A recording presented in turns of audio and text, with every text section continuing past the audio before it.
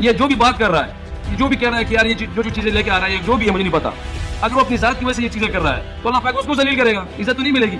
रिजवान को क्या करना चाहिए क्या नहीं है तो मुझे लगता है एक बहस सी बन गई है। सर खुदा के लिए रमीज हसन राजा इनको मीडिया के आगे मत छोड़ें भाई। वो उसने बता दिया कि जितने जहनी अलील है ना वो सब जलील है। हाँ। उसने ये बताया है और ये बात इस फोरम पे बैठ के होनी नहीं चाहिए थी। मैं इसीलिए कहता हूँ कि ये राइट जगह नहीं थी जो उन्होंने बोल दिया है कल। और आप ये कह रहे हैं कि जी रिजवान के लिए मैं क्या बोलूं, तो वो तो अब तो बदवाएं भी देने लगे हैं कि भाई नहीं इसी को I think will make that clear. वो ऐसी कुछ सच बदवा नहीं, आप पूरी बात हम आई थिंक हमें सुनाइए, आगे जाके आपको ये कह रहे हैं कि वो नीयत उनकी खराब है। अच्छा चले खैर, बट हम पर्सनली अगर ये बोलना चाहें तो बिल्कुल भी नहीं बोलेंगे, ऑब्वियसली बुरा लगती है एक चीज। उन्होंने कहा कि मेरे और कप्तान के स्ट्राइक रेट पर जो लोग बात कर रहे हैं उन्हें अल्लाह पूछेगा, उन्हें अल्लाह जज़ाए खैर दे। वो कह रहे हैं जिसकी भी नीयत अच्छी नहीं होगी वो उसको जिला नीयत अच्छी होती तो ये लोग जीत के आ जाते हैं ना अब एशिया। नहीं इससे कोई you can't see that. Grooming करें भाई, इनको बताएं कि जिस स्टेटस पे वो बैठे हुए हैं उस पर बात इस तरह से नहीं होती। यहाँ पर सवालात को स्किप करना होता है। तो मतलब अगर हमने ना माइंडसेट चेंज करना है ना हमने कंडीशन चेंज करनी है तो फिर भैया हमने करना क्या है। ठीक है जी। इसके अलावा कहते हैं अगर मैं कप्तान या टीम में कोई भी पाकिस्तान के लिए ईमानदारी के साथ ना खेलें तो अल्लाह उसे जलील करेगा। अच्छा अल्लाह एक और को भी जलील करेगा, वो जो बुरी नीयत से तनकीद कर रहे होते हैं। अभी दोस्तों खबर निकल कर आ रही है कि मोहम्मद रिजवान से जब सवाल किया गया कि वो बहुत स्लो स्ट्राइक रेट से खेल रहे हैं तो उन्होंने कहा कि ऐसा इल्ज़ाम जो मेरे ऊपर लगा रहा है अल्लाह उनको जलील करेगा। पाकिस्तानी मीडिया पूरी तरह से जली हुई है दोस्तों। उन्होंने रिजवान के बारे में क्या क्या कहा है आज ये इस वीडियो में हम भी देखते हैं। और इसी तरह के वीडियो को पाने के लिए कृपया कॉट आउट चैनल को सब्सक्राइब करें, लाइक करें और कमेंट करें दोस्तों। जय हिंद। क्या करना चाहिए क्या नहीं है तो मुझे लगता है एक बहस सी बन गई है। I think he is playing his part. Where is he going wrong? पहले तो ये बताएं कि ये वर्ल्ड कप जो T20 वर्ल्ड कप यूएई में हो रहा है ना? नहीं ऑस्ट्रेलिया में। नहीं ऑस्ट्रेलिया। अच्छा ऑस्ट्रेलिया में हो रहा है। ओह आई एम सो सॉरी। वो सब लोगों को आपके सार्काज़म समझ नहीं आएगी, बी वेरी क्लियर।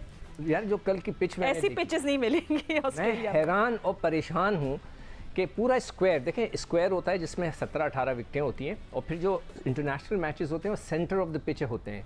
तो आप अगर उठा के देखें वो सेंटर ऑफ द पिच को, चारों पिचें जो हैं वो देखें, ये देखें स्क्वायर नज़र आ रहा है आपको, ये सारी की सारी जो है ना आपको ग्रे नज़र आ रही है, यानी कि सब पे से ये देखें सब पे से घास हटी हुई है, इन्हीं पे मैच होंगे। इसलिए कि वो एक लाइन होती है जो कैमरामैन के लिए, मैंने पूछा था एक दफ़ा तो उन्होंने कहा था कैमरे के लिए जो मिडिल की लाइन होती है उसको देखकर।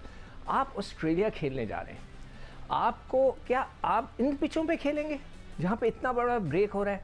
मैं हैरान हूँ इस बात पे पाकिस्तान क्रिकेट बोर्ड के कि भाई फेयरलेस क्रिकेट किधर चले गई। वो ड्रॉप इन पिचेस आ रही थी जो तो 23 विकेटें बनेंगी, ऑस्ट्रेलिया वाली ड्रॉप इन पिचेस ऑस्ट्रेलिया से हम मंगवाएंगे ताकि लड़कों को आदत हो जाए। और जब आपको मौका मिल गया आप बनाएं अच्छी नई विकेट से, ग्रास छोड़ देते, देखते आपके ऑस्ट्रेलिया में जाके क्या होना है। ये सारी चीज़ें मेरे समझ से बाहर हैं कि जो एक हमारा माशाल्लाह से चेयरमैन एक क्रिकेटर है वो ये सारी चीज़ें तो उनको सोचनी चाहिए, हमें बताने की ज़रूरत नहीं है। ठीक है। और आप ये कह रहे हैं कि जी रिजवान के लिए मैं क्या बोलूं, तो वो तो अब तो बदवाएं भी देने लगे हैं कि भाई नहीं इसी को I think will make that clear. वो ऐसी कुछ सच बदवा नहीं, आप पूरी बात हम आई थिंक हमें सुनाइए, आगे जाके आपको सुनाइए। ये कह रहे हैं कि वो नीयत उनकी खराब है। अच्छा चले खैर, आप अच्छा नहीं, अब हम बोल के भी थक गए हैं और वो सुन के मेरा ख्याल नहीं थक रहे। आपने कुछ चेंज ही नहीं की जब आप एशिया कप में ऐसी ही पिचेस थी और हमारे रन जो थे वो अफगानिस्तान के अगेंस्ट 130 हमने मर के किया, फिर वही 160 हमारी एवरेज स्कोर टीम करती है। तो बात समझने की है, इनको देखना है कि आप लोग कौन से क्रिकेट खेल रहे हैं, किस ब्रांड की क्रिकेट खेल रहे हैं। अभी तक हमारा तो वही एक चल रहा है कि हमारे बॉलर जो है अगली टीम को 130 रन पे आउट कर दें और फिर हम जीतेंगे। Just making it clear. वो कह रहे हैं जिसकी भी नीयत अच्छी नहीं होगी वो उसको जिला नीयत अच्छी होती तो ये लोग जीत के आ जाते हैं ना अब एशिया। नहीं इससे कोई यू कांट सी दैट। भाई मैं तो कह रहा हूँ ना 8 से आपने शुरू किया, एवरेज 18 पे पहुंचा के खुद बाहर आ गया नंबर 1 होके। मैं तो ब्लेम करूंगा ब्लेम हिम, इसलिए कि देखें रिजवान साहब ने 8 के ऊपर से स्टेज शुरू किया था, जब 16 ओवर में वो आउट होकर आया 18 का एवरेज पहुंचाकर 18 का। सिक्कू बिल्कुल ठीक कह रहे हैं। मैं इसमें एक चीज ऐड कर दूं कि वो ऑस्ट्रेलिया से क्यूरेटर आए थे जिन्होंने हमारे क्यूरेटर्स को सबक दिए एनसीए में भी, पिचों पर खड़े होके कराची और लाहौर। तो वो क्या सिखाने आए थे? ये वाली पिचेस सिखाने आए थे, तो उसको बुलाने की क्या जरूरत थी? तो मतलब अगर हमने ना माइंडसेट चेंज करना है ना हमने कंडीशन चेंज करनी है तो फिर भैया हमने करना क्या है। यही कि हर दफा प्रोग्राम करेंगे, हारेंगे, प्रोग्राम करेंगे, मतलब हम वाकई थक गए। आके सही कह रहे हैं, बोल बोल के थक गए, कह के थक गए। और कॉमन सेंस की कुछ बातें तो बिल्कुल समझ में नहीं आती कि किस किस्म की मैनेजमेंट है। ठीक है Alia, and you know we have so many questions and rightly so. पर कल मैच हुआ है, ये वो पिच नहीं है जिस पर ओरिजिनली मैच होना था। असल में हुआ ये कि परसों शाम को जब वो हेलीकॉप्टर लैंड करते हुए उस स्पाइडर कैम से टकराया, तो जो हैवी कैमरा था वो जब पिच के ऊपर गिरा तो पिच डैमेज हो गई, जिसकी वजह से आखिरी वक्त पर तकरीबन 24-25 घंटे पहले ये मैच बराबर की पिच पर शिफ्ट करना पड़ा। तो ये पिच पूरी तरीके से तैयार नहीं थी। एक तो ये इसमें पॉइंट है। मैच के अख्ताम पर पाकिस्तान के विकेट कीपर मोहम्मद रिजवान, जिनकी प्रेजेंस ने कल सबको हैरान कर दिया था, उन्होंने प्रेस कॉन्फ्रेंस की। उन्होंने कहा कि मेरे और कप्तान के स्ट्राइक रेट पर जो लोग बात कर रहे हैं उन्हें अल्लाह पूछेगा, उन्हें अल्लाह जज़ाए खैर दें। ठीक है जी। इसके अलावा कहते हैं अगर मैं कप्तान या टीम में कोई भी पाकिस्तान के लिए ईमानदारी के साथ ना खेलें तो अल्लाह उसे जलील करेगा। अच्छा, अल्लाह एक और को भी जलील करेगा, वो जो बुरी नीयत से तनकीद कर रहे होते हैं। विकेट कीपर बैट्समैन का कहना था कि हम डॉट बॉल ज़्यादा खेल रहे हैं और इस मसले पर काम करने की ज़रूरत है।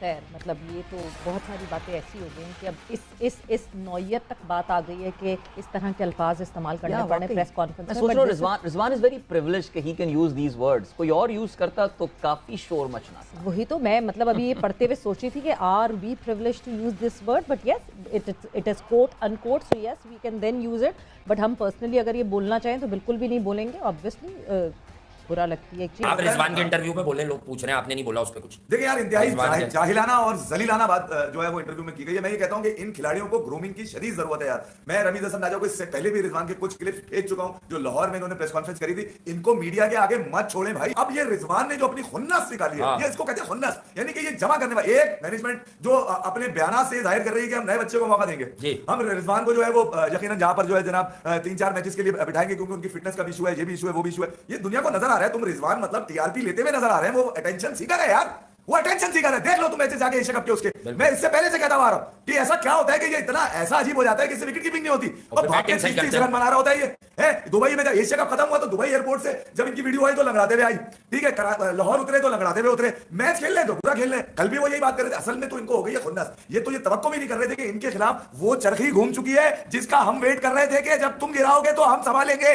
हमने T20 वर्ल्ड कप के इस स्क्वाड को खुले दिल से तस्लीम किया। उसकी वजह ये बाबर का यार, मोहल्ले के लड़के गिराए हमने, उन्हीं को जानता है वो, उनसे वो बाहर निकला ही नहीं है। इसको नए लोग दे दोगे तो इसके साथ वो भी फारिग हो जाएंगे, जैसे वो इंग्लिश कैच छोड़ने वाला शाद मसूद था कल। ये सारी फनकारियां पता है रिजवान को, इसीलिए अब वो तेज लड़का है मोहम्मद रिजवान, डिफरेंट मूड में है। काका नहीं समझे। आप में से किसी ने ये पॉइंट नहीं उठाया होगा, शायद आप लोगों की मजबूरियां हो। कल उसे बात करते हुए हमने सुन लिया एक और बार, हमें तो पहले भी पता है वो बहुत शार्प लड़का है। इस शार्प होने का उसकी ईमानदारी से कोई ताल्लुक नहीं है, उसकी नीयत से कोई ताल्लुक नहीं। वो बहुत तेज है। उसने क्लियर ऐसे बात की, हमें तो नहीं पता कौन बोलता है लेकिन बातें सारी बता रहा है। मतलब वो तुझे पता नहीं है तो ये जाना कैसे? वो उसने बता दिया कि जितने ज़हनी अलील है ना वो सब जलील है।